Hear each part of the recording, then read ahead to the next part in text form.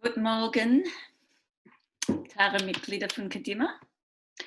Good morning to you all, members of the Kadima, and welcome to this morning's event as part of our Sunday morning online series of Yiddish culture in lockdown. My name is Faye Burston and I am the cultural producer of the Kadima. Before we get underway, I would like to acknowledge the traditional owners of the land on which the Kadima stands, the Bunwarung people of the Kulin Nation, and pay my respects to their elders past, present and emerging. Now, it gives me enormous pleasure to introduce you to our guest this morning, or this evening. She's a New York Yiddish legend, Anne Toback. Anne has been the CEO of the Workers' Circle since 2008 and was previously the Assistant Director of the Writers Guild of America, Assistant Executive Director of the Writers Guild of America East. A highlight of Anne's union career was successfully directing and organising the 2007-2008 Writers Guild strike, an event we all remember when 12,000 American film and television screenwriters went on strike. And instead of evening talkback shows and comedy news, we were watching reruns of Friends. During Anne's tenure, she has led the organisation through a reboot process, resulting in today's Workers' Circle, a social justice organisation that powers progressive Jewish identity through Jewish cultural engagement, Yiddish language learning and social justice activism. Today, the Workers' Circle is committed to honouring its Yiddish and Bundist roots and has become the largest Yiddish language program in the world, teaching over 1,000 students and connecting many more to their Yiddishkeit roots. The Kadima is thrilled to have Anne with us today to share with us some of her knowledge and secrets of Jewish liquor infusion. So with that, I'm going to turn off my mic and my camera and hand you over to Anne Toback. Hello. So I hope I'm on for everyone now. So I'm Anne Toback, and thank you, Faye, and thank you to everyone at Kadima for welcoming me here this morning, or in my case, this evening. Shalom Aleichem, I should say. I'm thrilled to be presenting to you. So today I'm talking about Jews and liquor, and it's really the whole story and why I'm here talking to you, even though I'm not a historian. I just am a really excited and proud leader of the Workers' Circle Arbiter Ring here in New York, is that as part of my work in turning the organization, focusing the organization on our values, our social justice activism today, I've come to understand a critical part of who we are is our Yiddishkeit. And that's our Bundist roots, and that's a celebration connection to the 1,000 years of Jewish life that existed in Eastern Europe, in the Kingdom of Poland. And I find that in addition to leading annual trips to Poland and Lithuania, I'm constantly looking for new connections, and we have such a rich and enduring tradition and heritage out of Eastern Europe that I'm constantly finding new opportunities to connect to our past. And one of those opportunities was liquor. It might surprise you to hear I'm not an enormous drinker. I drink liquor, and I'm going to show you a whole collection of liqueur that I have. But I sort of backed into this idea of a very rich and significant history of the Jewish community in the Kingdom of Poland and the liquor industry. I did it when I just, by chance, started infusing my own liqueurs. I did it because I found there was a dearth of good liqueurs out there. And I started looking around. I found out it's very easy, as you'll soon see, to infuse liqueurs with different natural flavors. And they're so much better and more delicious than anything you can buy. So I started making my own dark chocolate liqueur. And I'm just going to hold up. This is my creation. I bottle it. I infuse it. And it's a wonderful gift for people these days when we seem to have everything. Except, of course, today when we would really, really enjoy getting outside and getting through this new challenge that's encountering us. But very, as far as things, as people, at least in the United States, we have a lot of things. So I discovered giving people liquor as a gift was a fun thing. And my next question to myself was, is there a Jewish tradition in this? And I started researching and looking, both the tradition of chocolate and the tradition of liquor. And what I learned was, in fact, for a couple of centuries, Jews, a majority of Jews in the Kingdom of Poland's countryside were involved and actually oversaw the liquor industry. So that's what I'm going to talk to you about tonight for a little while. And then I'm going to demonstrate how to make your own dark chocolate liqueur so you too can enjoy it. Make it in your homes right now and enjoy it. Or do go as crazy as I have and start bottling it and giving it away as gifts. The key thing I want to talk about is I'm talking about the Kingdom of Poland. And I've written down for myself, because the Kingdom of Poland from 1025 to the 1800s was, the borders moved, but it was a large swath of land. It was land that we now identify as Poland and Lithuania, but it also incorporated a large part of what we now know as Russia. It incorporated pieces of Slovakia, Romania, Belarus, Moldova. It was a large area, and it was a monarchy. And a period that's interesting to me happened around 1569, when to about 1795.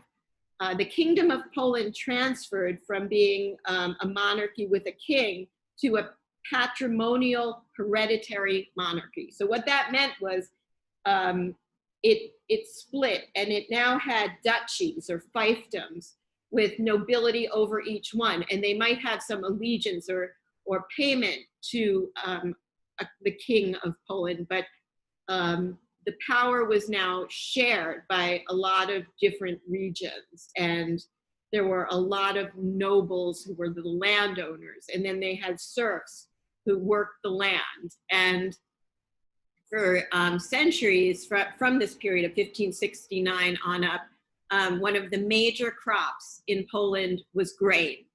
And there was a huge export of grain until the 1700s, or part of the 18th century. During the 1700s, there was a stoppage in grain exports, both because of fighting, wars. Ultimately, the Kingdom of Poland lost the port of Gdansk, which was critical to grain export, to Prussia. And in the 1700s, many of the nobility found themselves with an excess of grain that they had been exporting. And what they decided to do with it was distill it into liquor. And now let's go back to the Jewish population in Poland, who started coming to Poland around 1025. They had about 500 years of protection from the Polish monarchy, and they continued to exist in relative peace up until the 1800s. The Jewish population were still limited in their jobs and what they could do.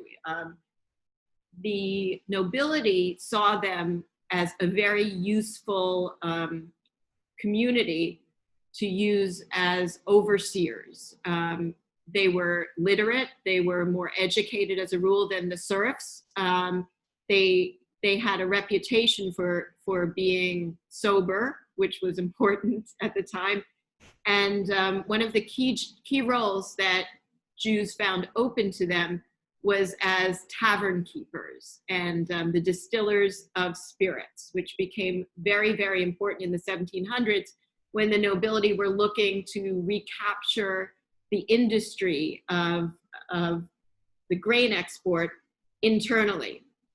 So an interesting social change is happening where the nobility are actually encouraging their own serfs to become the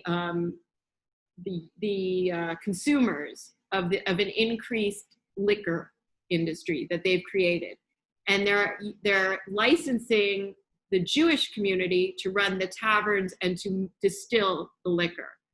And it strikes me as a very interesting time, because the serfs quickly became very addicted to the liquor, and it took about 100 years for the nobility to realize that having your workers regularly getting drunk and being hungover is probably not necessarily the best, in your best interest as an overseer. But for a long time, they were, really encouraging their own workers to partake in the liquor that they were distilling. And the Jewish community found themselves the majority of the tavern keepers. And at one point in the late 1700s, about 85% of Jews in the countryside of the Kingdom of Poland were involved in the liquor industry. And when I learned this, I was really blown away. It surprised me enormously. But since I've learned this, I often will speak to people and say, and mention this to them. And a lot of people say, oh yeah, I've heard my great-great-grandfather had a tavern or was involved in the liquor industry in some way. And it makes me smile, because I realize that it was sort of under our noses, like much of our history.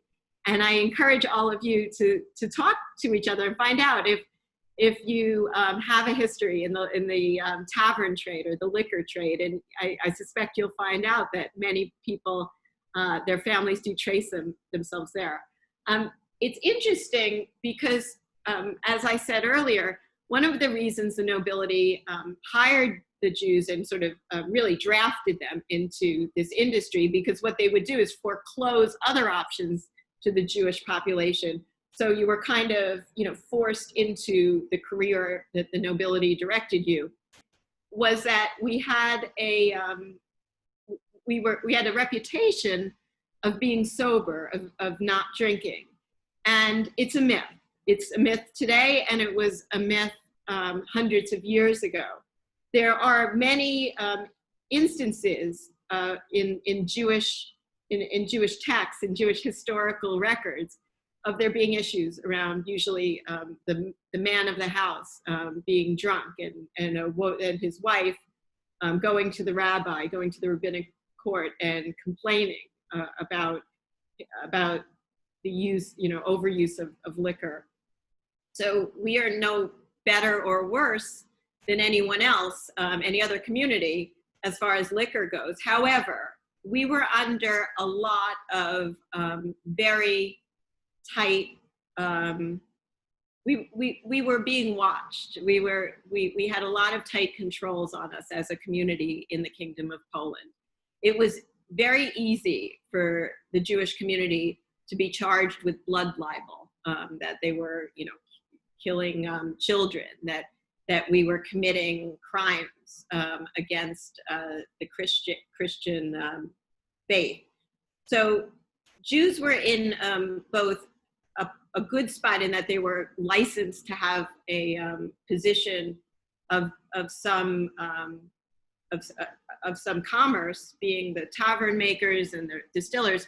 But on the other side, they were always in a very uncomfortable position that if they stepped outside the box that they were in, they could easily find themselves jailed. They could find themselves charged with all sorts of terrible crimes, tortured and killed. So I think that as a people, while we certainly had liquor and enjoyed it or drank it, I think we were much more careful about our outward behaviors, and always have been. And we certainly were more educated, which probably also led to different behaviors in our community. But overall, I mean, my position, as I said, I'm not a historian, but I do a lot of research. I believe that our community was much more careful about the outward appearance of legality and towing the line, because we had so much to lose. And in fact, you read a lot of stories, facts about that time period, that the tavern keepers, while they had a chance to earn a living this way, and some of them earned quite a good living, there were many instances where they were constrained from enforcing or claiming debts from people. There's a famous case that happened in the Kingdom of Poland of a tavern keeper who who cut off a clergyman who had amassed an enormous debt with this tavern. And immediately the clergyman charged this man with blood libel, and he was taken away in chains and was being tortured. When they didn't explain why, but the clergy came out with the truth that he had made it up. And in this case, there's a record of this tavern keeper being rescued and restored to his tavern. I think that was very much a part of our history too. There was a lot of corruption, and there was a lot that the Jews had to accommodate in this role. The peasants also they had to both not partner, but they had to tolerate the Jews because they wanted the liquor, but they also resented them. And what you see is as the 1700s come to an end and we're getting closer and closer to peasant revolutions, the idea that it was the Jews' fault that they were addicted to alcohol, that they were constantly drunk, that there was a lot of anti-Semitism and anti-Semitic language being used to identify the Jews as the cause of all their troubles. And we were a focus of a lot of anger. And every time there was some form of a revolution, you see the Jews attacked as part of the attack on the nobility. And of course, we were aligned with the nobility because they were licensing us, and they were really insisting that the Jewish community sell and distill the spirits. So we were yet again in a tight box. Another piece I wanted to talk about was as the 1800s unfold and the period of nobility and monarchy comes to an end, ultimately in around 1853, there's more and more actions to prevent Jews from selling liquor. And there's a number of pieces in this story of in the Duchy of Warsaw in the early 1800s. Jews are first prohibited from owning and operating taverns by the chief of police of Warsaw, who was very anti-Semitic. And that it spreads in the 1800s at different times in different places in the Kingdom of Poland, where there's either there are laws enacted that either prohibit Jews from owning taverns to outright prohibiting Jews from doing anything with alcohol. And throughout this period, though, the nobility continues to pave the way for Jews to continue the commerce. At some points, what you see are sort of fictitious owners being put over the Jewish tavern keeper, which again must have just wound up cutting into any profits that the tavern keepers had. And you see changes in the commerce and trade of tavern keeping to keep in line with the new restrictions. And the restrictions continue until the 1850s, when there's just an outright ban. I think during the early 1800s, what you also see is more non-Jews coming in as the Jews are being pushed out. So it probably took them about 50 years to be able to replace at least some of the Jewish trade, which was majority Jewish run and owned. Owned to the degree that they were licensed to run these taverns on behalf of the nobility. So in the 1850s, when Jews are really taken out of the picture, a number of Jews turned to bootlegging, which I think is an interesting piece of our heritage too. They continue to distill liquor. They continue to run liquor throughout the kingdom. Ultimately, many of these bootleggers emigrate. I mean, in the late 1800s, early 1900s, there was an enormous emigration of Jews. Many of them came here to New York and the United States, but of course they traveled throughout the world. And they brought their tradition with them. We had prohibition here in the United States in the early 20th century, and some of the famous bootleggers were Jews, and they actually had transferred their history in Poland to the United States. So there's an interesting traditional piece there too. I wanted to just talk a little bit, and then in a few minutes I'm going to transfer over and actually demonstrate the liquor making with you, and say there's a real history of infusions of liqueur and the Jewish tradition. So I wanted to point out some that I've collected and some that just, we all are familiar with.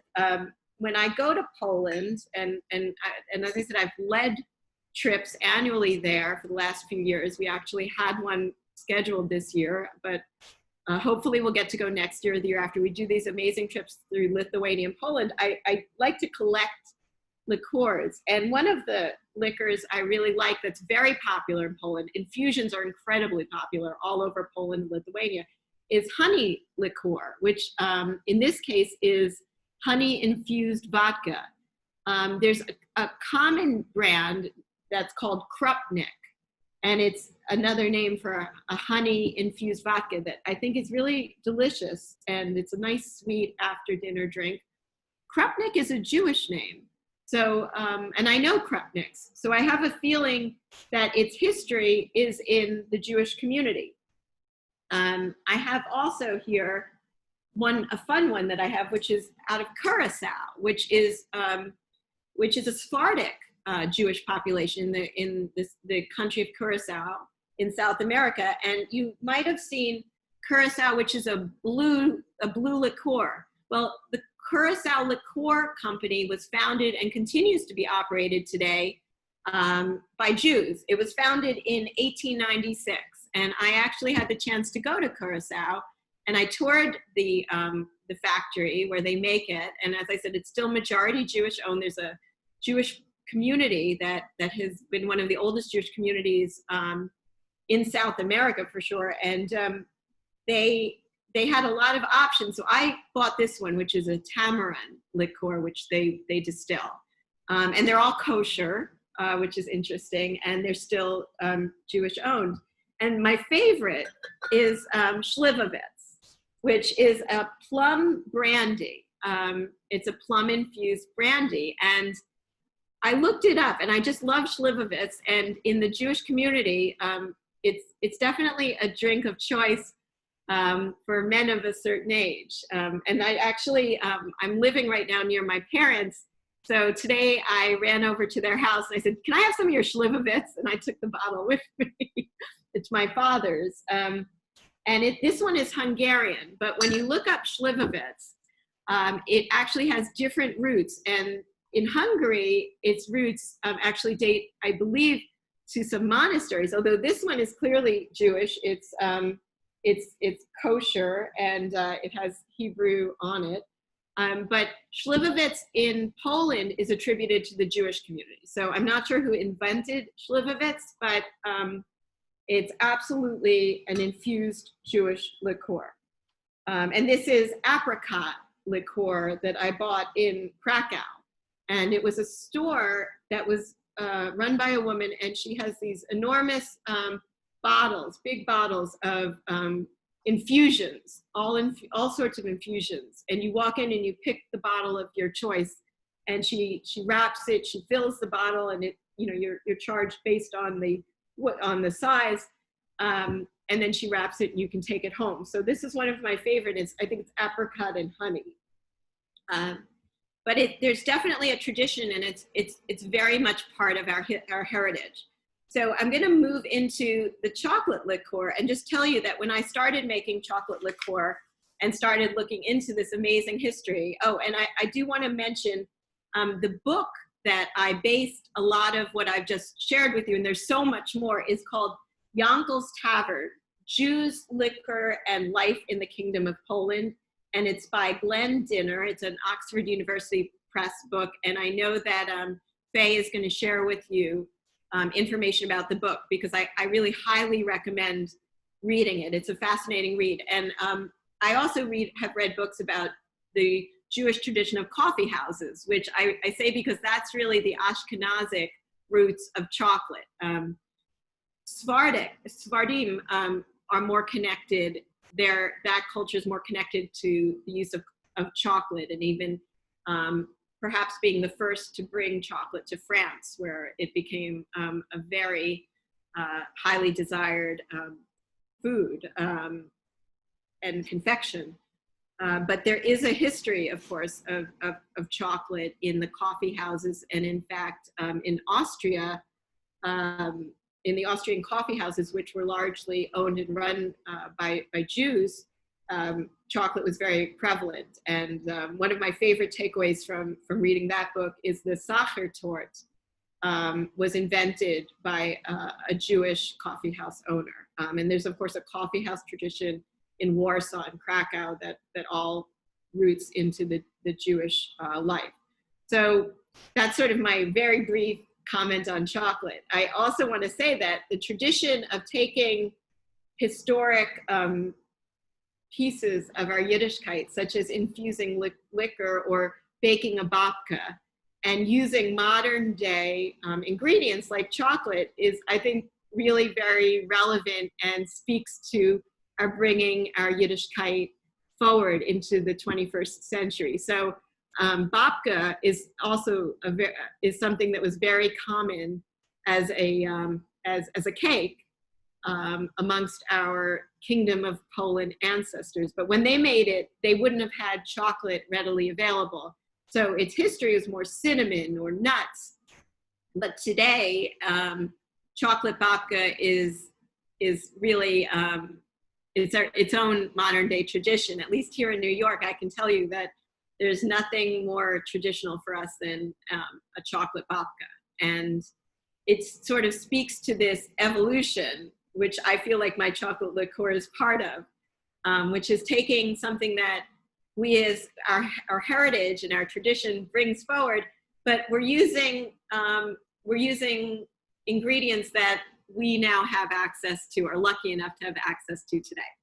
So that being said, I want to take you through the idea of making chocolate liqueur. And I know you all have have my recipe.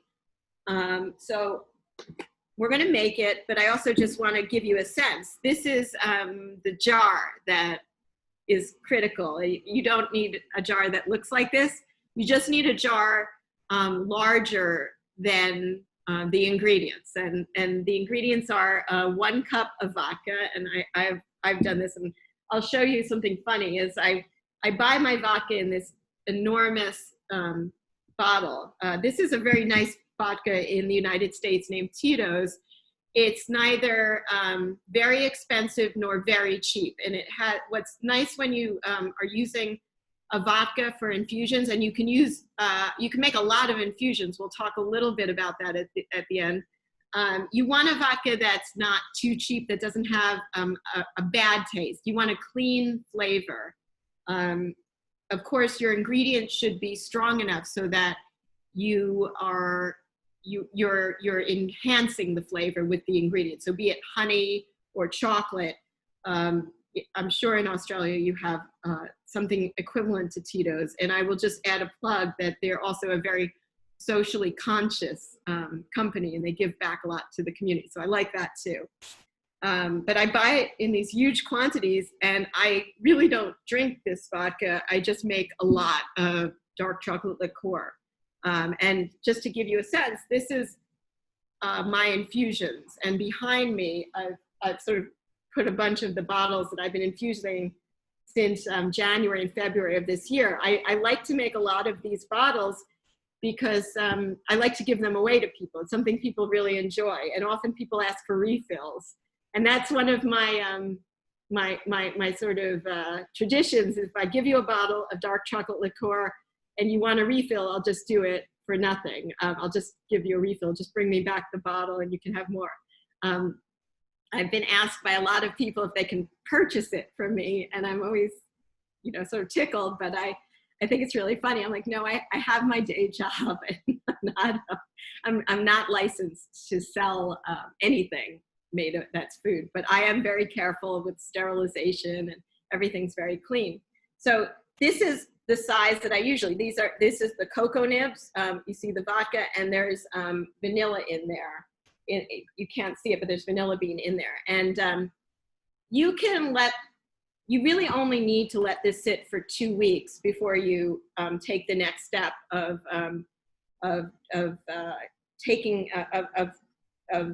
draining it into filtering out all of this, the cocoa nibs and the vanilla, and then you have basically a chocolate liqueur that you combine with what we call a simple syrup, which is just sugar and water that's been heated until it's just a syrup, and you let it cool, and then you add it to the liqueur. But the longer you let it infuse, the better it gets. The chocolate continues to release cocoa fat and flavor. So this, which I bottled in February, I'm not going to distill these until after we're out of quarantine, because I'd rather have a big bottle than 50 small bottles to move around with. So this is going to be really, really amazing liqueur one day. And I'm going to tell all of you, if you're in New York, you'll have my contact information, and I will gladly give you a bottle to take home with you. And it really is quite delicious. I know.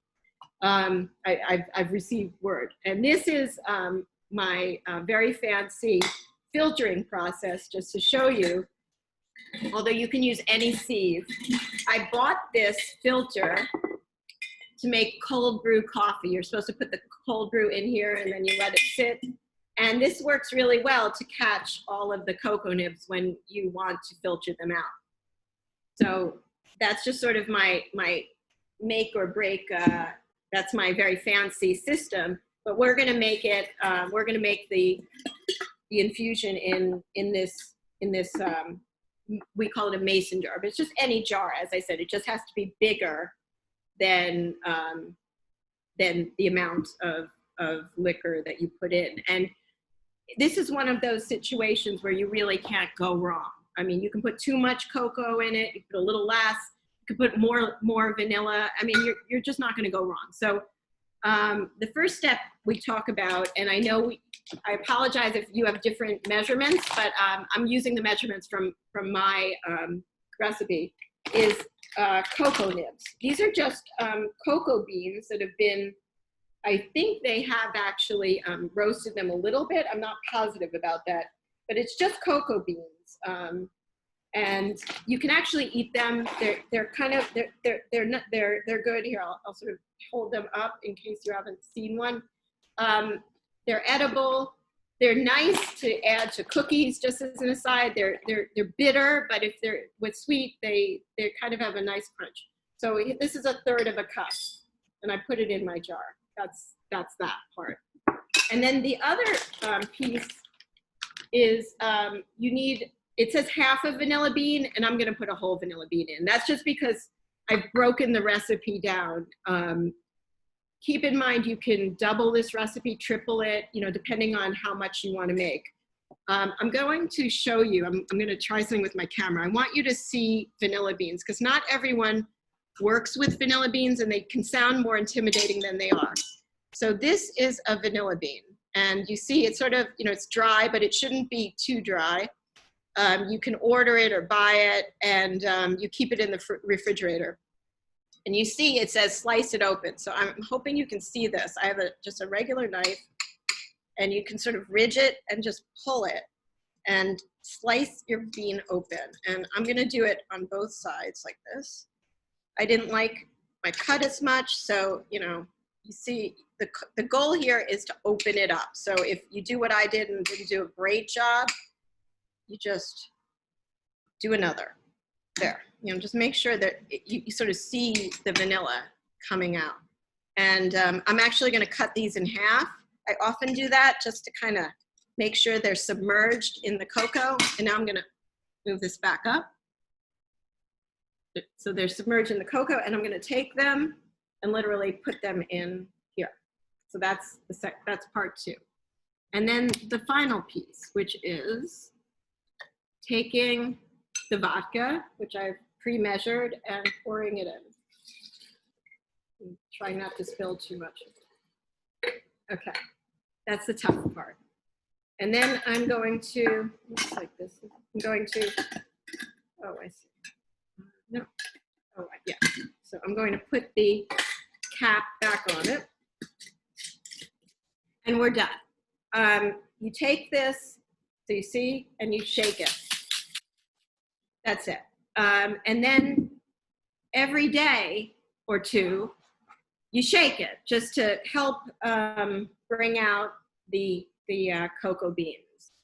And then, you know, even in 3 days, it'll look more like this, which is, you know, this has been a while, but, and you see, after you do this for about 2 weeks, I see how little I'm making, so I'm going to suggest to you to at least double the recipe.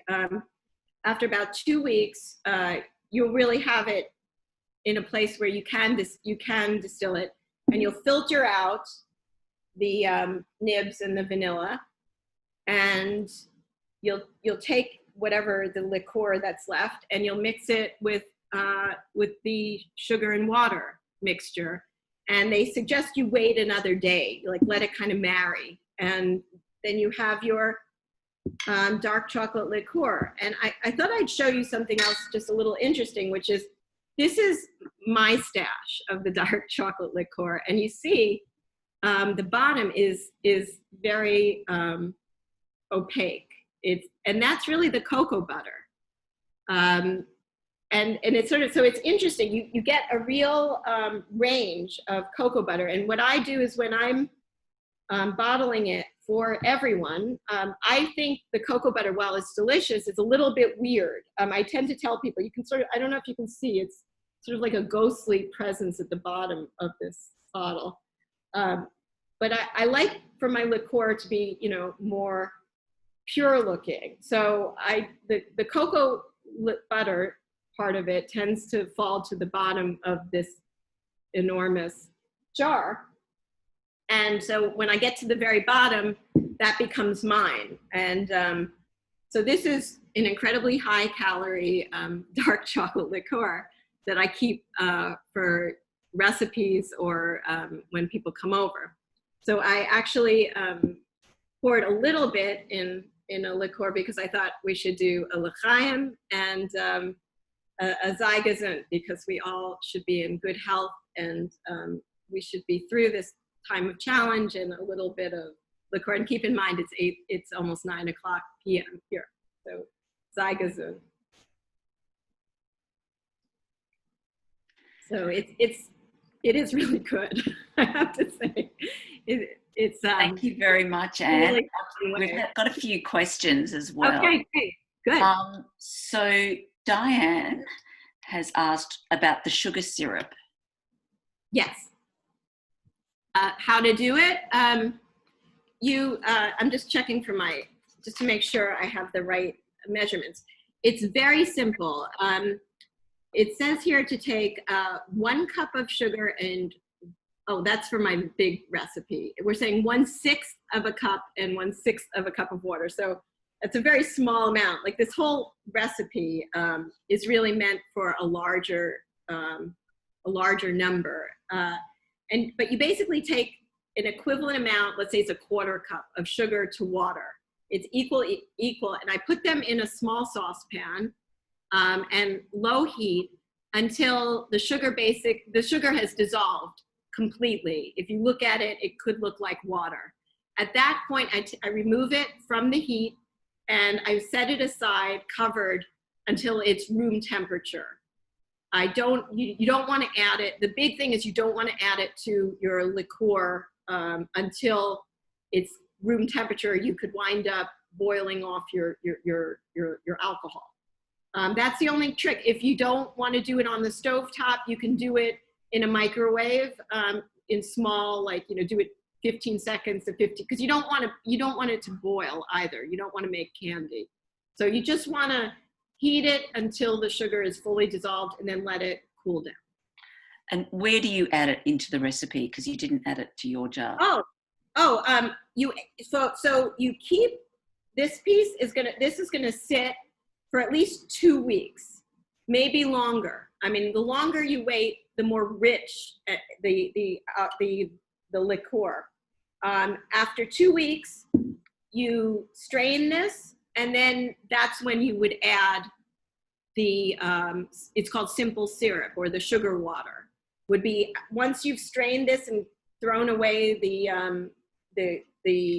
vanilla and the nibs, then you add the simple syrup, and then you essentially have your dark chocolate liqueur. You could drink it that day, but the suggestion from the recipe that I based this on said let it marinate for 1 day to sort of make sure the sugar and the alcohol all combined. But then you have this, you're done. Sorry, Faye, the question was, or Anne, the question was, do you have to add the sugar syrup? Oh, that's interesting. I'm sorry. No, you wouldn't. I mean, it'll just be very bitter, but I think it'll be very flavorful. So the sugar is only there for you. If you want a sweet, in fact, it's not overly sweet the way I've measured it, but this is yours. So no, if you just want a very bitter but very chocolatey liqueur, I say go for it. Okay, we've got a couple of other questions. Eve has asked whether the infused chocolate is reusable. I think she means the beans, the cocoa beans. Yeah, sure. No, I don't think so. I think you really, that's the whole point. You could try. It might, after 2 weeks, if that's how long you use it, it's possible. But I think you've really, it's given off. It's sort of like tea. It gets weaker and weaker with each infusion. So I've never done it that way. Okay. And Norma is asking, is it cocoa beans or dark chocolate beans? It's just cocoa beans. These are called nibs here. I think, Faye, you looked up the equivalent. This is what they're called in the United States, is nibs, N-I-B-S. So if you look up cocoa nibs, if you Google it, I'm sure it'll show you the equivalent in Australia. It's just cocoa beans that are, they're just they're just like little pieces of the cocoa bean, and they're actually almost like something between a coffee bean and a chocolate chip. So they're very much edible. You can just chew them. Yeah, we Googled them. You can buy them in the supermarket here. And I actually should have said before, there's a lot of recipes and things you can do with infusions of, as you see from what I have here, in our office, because we've done this in person. We've made horseradish liqueur, which is so much fun for Passover, where we take vodka and we just put a horseradish root in. You cut it into a few pieces. That one you only keep infusing for maybe 1 day or 2. You have to taste it because it gets very, very strong very, very quickly. There are recipes, and I'm happy to share them, for a honey vodka. There's ways you can infuse fruits and nuts in your vodka. I always use vodka, but you don't have to. You can also use brandy, depending on what you want. I just like vodka. I find it a nice, clean alcohol that takes well to flavors. But you really, we play in the office with different holidays. So we like honey for Rosh Hashanah. We love the horseradish for Passover. We were working on some things for Hanukkah. I don't remember what we were doing, but I think we were doing it with apples. So you really can have a lot of fun with infusions, and they're very welcome everywhere you go. Tanya has asked whether you can make it with coffee beans, but I think you've answered that question. You can actually. You definitely can, and coffee liqueur is very popular. So you definitely can do it with coffee. I've never substituted it. Now that you're giving me an idea, I wonder if you take like a very roughly ground coffee and put it in with your vodka. I bet it would work. Again, I think in that case, I wouldn't go as crazy about long-term infusion. The thing about cocoa is it has it has this natural cocoa fat. And the longer you let it infuse, the more cocoa fat infuses into your liqueur. Even though the stuff at the bottom I don't always include, but for you, drink it. It's the most delicious flavor. And the more cocoa, also the vanilla, you can make your own vanilla extract, which is something we all used to bake with, by just taking a bunch of these beans and cutting them open as I did and infusing them for a period of months in vodka. That's another thing you can make. So the vanilla is a very nice addition, but I think coffee would be great. Any other questions? Just post them in the chat. Well, this is very delicious looking, Anne. Thank you. All right. If we don't have any more questions, then I think we might be done. Is there anything else anybody wants to ask? I'll just encourage all of you to feel free to email me. The easiest is info@circle.org, and just put Anne or in it, and it'll come to me. Or actually, Faye, my email is atoback@circle.org. You're all welcome to email me. I'd love to hear from you. I see orange peel. Yes, orange peel is something that I see in a lot of recipes, and it would be fantastic in an infusion, and maybe even a chocolate and orange peel. I'm thinking that maybe I'll spend my quarantine doing a few more experiments now. Please consider, I know I'm talking to Faye about other partnerships. We do a lot of fun Yiddish kite at the Workers' Circle at circle.org, or follow us on Facebook, and you can, you'll see, we try to do some fun activities, but maybe we'll talk about other activities where we can be here in the evening and you in the morning, or vice versa. So I love sharing our history and our culture and our, celebrating our past and bringing it into today. So this is just a lot of fun for me. Great. Well, I'll just join you on video now. Hang on. I'm not sure if I'm on video, but hang on. Someone else has asked a question from Dennis. Any comments on the Hasidic tradition of drinking to drunkenness on Purim and the role of the Blondheim family in North American distillery? I only can say I know about it, and it's an interesting experience. I'll only tell you that I had an experience of taking a class in college, and I went to a state university that was of Jewish mysticism that was taught by a Hasidic rabbi. And he kept inviting us to come on Friday night on Shabbos to their synagogue, where the big draw was that they would essentially give us unlimited liquor. But that's not, I can only speak to that it is definitely a tradition. I don't know more than that. And I will tell you that this has become a huge tradition in the Workers' Circle, largely because of me and my tradition. And we've all embraced it, and people are creating all sorts of new infusions. Okay, great. Well, if there's no more questions, I think we've come to the end of our fabulous session this morning. And on behalf of the Kadima, I'd like to thank you and your team from the Workers' Circle in New York. It was truly a pleasure to be drinking with you this morning. Likewise, and I look forward to when we can maybe drink in person. Absolutely. May it be soon. And I'd like to thank you, our dear Academa members, for supporting us so that we can continue to bring you this sort of modern Yiddish cultural programming that you heard this morning. Next Sunday, we'll have Professor Joel Berkowitz from the University of Wisconsin-Milwaukee discussing all things Shakespeare in Yiddish with the delightful Professor Rivka Margolis from Monash University and members of the Academy Yiddish Theatre. And the week after that, we've got Yiddish diva Karen Feldman will join us for our first Yiddish parlor gig. Bleib gesund und bleib stark, everyone. A scheinem Dank, Anne, and be well and enjoy the rest of the weekend.